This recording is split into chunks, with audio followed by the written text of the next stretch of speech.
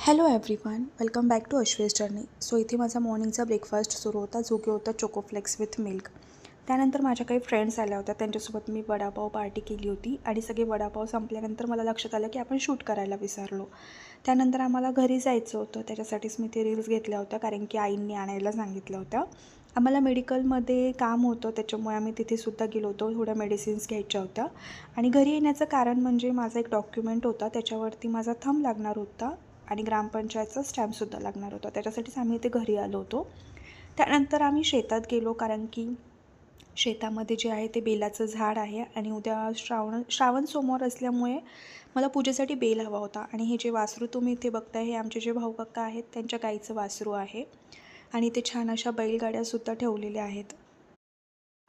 आणि हे इथे छान असं नारळाचं झाड आणि ही आमची मोसंबी बाग आहे. सो त्यानंतर आम्ही घरी आलो आणि घरी आल्यानंतर मी खूप जास्त थकली होती. सो फक्त खिचडी आणि लोणचं एवढंच खाल्लं. असा होता आमचा दिवस. Thank you so much. बाय.